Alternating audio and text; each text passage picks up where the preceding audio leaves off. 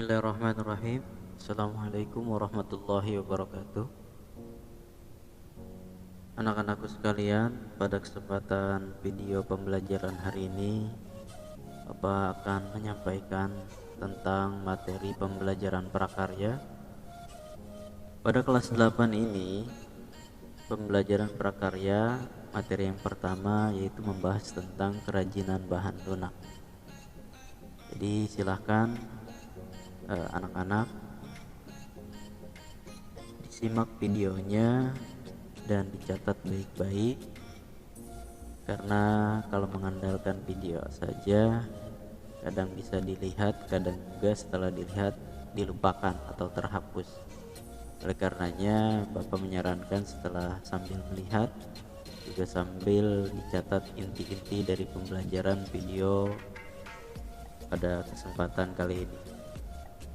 Baik anak-anak sekalian, di sini Bapak akan membahas tentang kerajinan bahan lunak.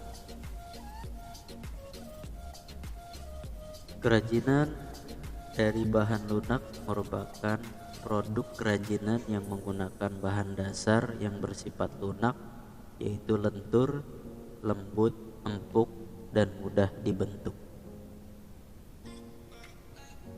Selanjutnya, jenis dan karakteristik kerajinan bahan lunak. Yang pertama, bahan lunak alam. Apa sih bahan lunak alam itu?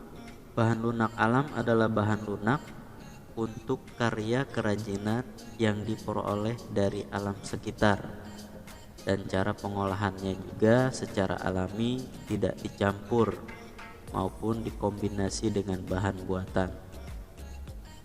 Contoh bahan lunak alam adalah tanah liat, kulit, getah nyatu, bubur tisu, dan floor clay. Jadi bahan lunak alam ini yang diambil dari alam sekitar kita, tidak mengandalkan ataupun dicampur dengan bahan-bahan kimia atau bahan buatan. Baik anak-anak sekalian, silakan perhatikan gambar yang telah tersedia. Pada gambar yang berhuruf A itu menjelaskan tentang gambar tanah liat.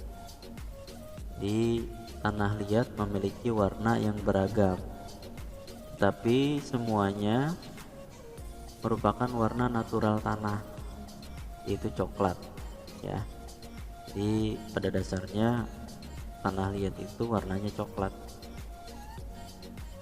Ada yang berwarna coklat muda, tua, atau coklat keabu-abuan, serta coklat keputihan. Setiap warna bergantung pada kandungan dari masing-masing tanah tersebut.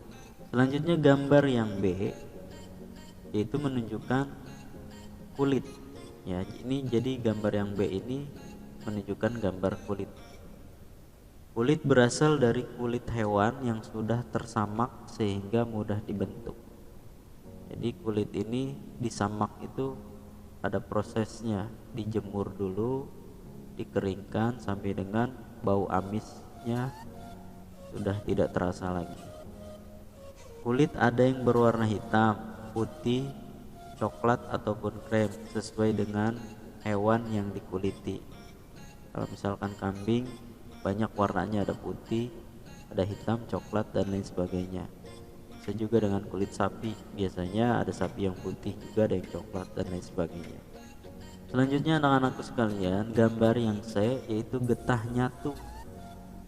Getah nyatu merupakan getah dari pohon nyatu yang berwarna putih. Warnanya yang putih memudahkan untuk diberi warna-warni. Warna yang digunakan berasal dari pewarna alam, sehingga warnanya pun natural, tidak secemerlang warna buatan. Jadi alami pohon nyatu itu. Jika ingin dibentuk, getah harus dimasak terlebih dahulu agar lunak dan elastis. Ya, kalau seandainya tidak dimasak, dia masih mentah dan susah dibuatnya atau dibentuk. Jika dipanaskan akan melunak, tetapi lama-kelamaan akan mengeras. makanya harus dipanaskan dulu untuk membentuknya. Dan selanjutnya pada gambar D itu ada floor clay. Floor clay berasal dari adonan tepung yang dilumat hingga kalis dan mudah dibentuk, ya. Floor clay juga dicampur dengan air. Kerajinan dari floor clay tidak tahan air karena jika terkena air akan mudah rusak. Pewarnaan floor clay dapat dilakukan dengan pewarna makanan atau sintetis agar muncul warna-warna yang cemerlang. Jadi pewarnaannya bisa digunakan ataupun menggunakan pewarna makanan atau sintetis.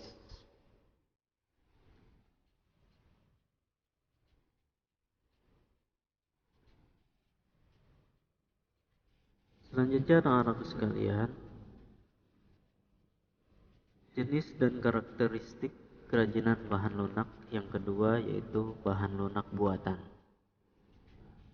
Bahan lunak buatan adalah bahan untuk karya kerajinan yang diolah dan dicampur dengan zat kimia tertentu sehingga menjadi lunak, lembut, empuk, dan mudah dibentuk. Beragam karya kerajinan dari bahan lunak buatan dapat dibuat berdasarkan bahan yang digunakan. Bahan-bahan yang digunakan bisa berupa polimer clay, gips, fiberglass, lilin, sabun, dan parafin sesuai dengan gambar yang ada di bawah ini.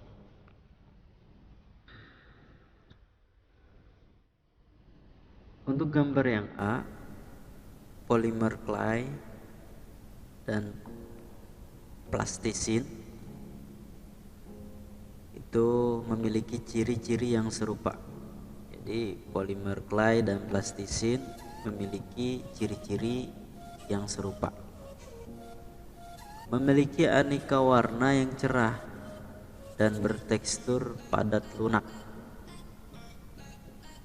Yang membedakan hanya pada polimer clay tidak mengandung minyak, sedangkan plastisin mengandung minyak.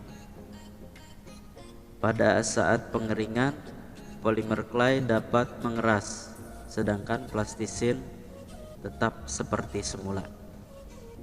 Itu gambar yang A. Selanjutnya gambar yang B itu adalah fiberglass. Jadi fiberglass memiliki struktur cair dan jika mengering akan mengeras.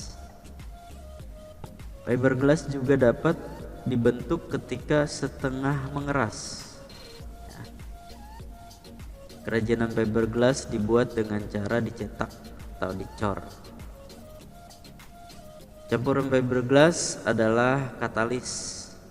Katalis inilah yang membuat fiberglass dapat cepat mengeras. Sedangkan pewarnaan fiberglass dilakukan saat masih keadaan cair maupun saat bahan mengering. Fiberglass tahan lama dan kuat. Wujudnya bening, sebening kaca atau air, sehingga dapat dibentuk kerajinan yang menyerupai air.